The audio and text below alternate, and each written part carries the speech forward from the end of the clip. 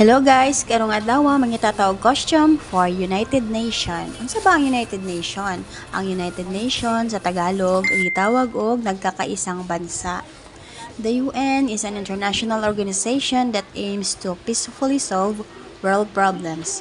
Its main objectives are to maintain international peace and security, promote the well-being of the world people, and promote international cooperation. Okay, pahilam na English. Ina na pod karog hilason.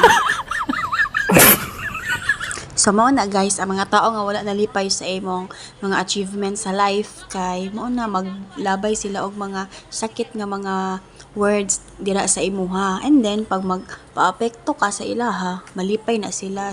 So, mao na akong tambag, padayon lang kang importante, wala kay mga tao nga gitamakan. Ay, pagliluya dara, oy, abi pa lang week.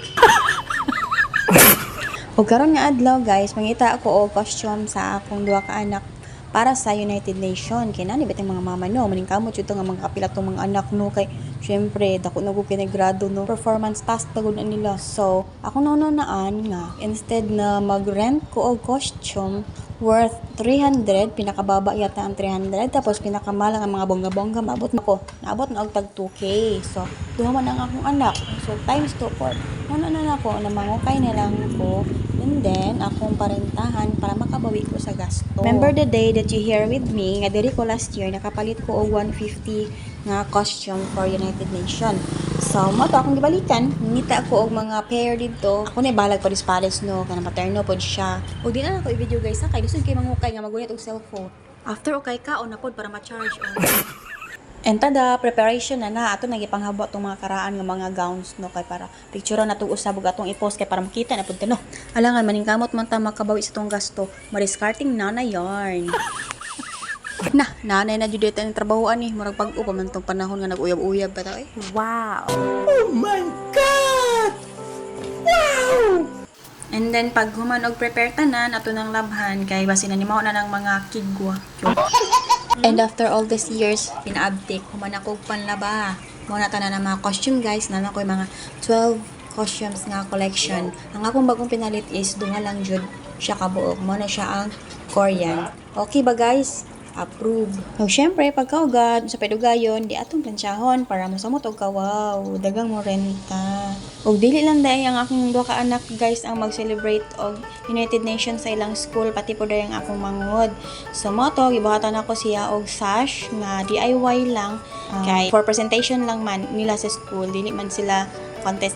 So, mo ni siya guys. Magamit na po na itong pagka-DIY, pagka-DIY. Okay ra ba mo bo?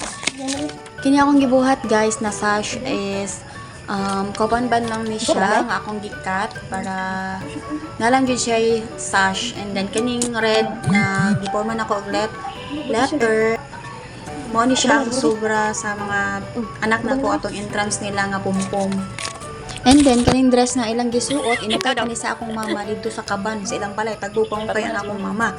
Murag once pa man yata ni nila nasuot so far kay dili man kay sila hilig og black, and then gipun-an na lang pod nila sa iyang ate o buhat og kalo kay para mapun-an na jud mahimo siya og Spain, taga Spain. Og syempre share na ko sa inyo guys ang final output sa costume sa akong duha ka manghod. Ay unya na lang sa last part guys. And tada, dili kayo hilata, may panlaban na charot. O, padayon to sa pagpamalansya. Katong costume sa akong manghod guys, naapot to siya. Pila na po na ako to siya og katong belt sa akong dress na color white. Kay para dili po siya black tanan. O, mauna niyang adlaw nga mag-celebrate na sa UN, sa ilang school. But, need man jud ko mo work, kay dili ko pwede mo absent this time. So, sayo kaya mi dito, gato na mo, si make-upan na nako daan. Mga 8 AM mag-start na ang ilahang program. Dili ko hawd ma-makeup guys, kay dili jud ko hilig og makeup, but ako lang jud ning gibuhat para sa akong mga anak. Grabe po ni maka-video ang ato idolit mo kay dagway.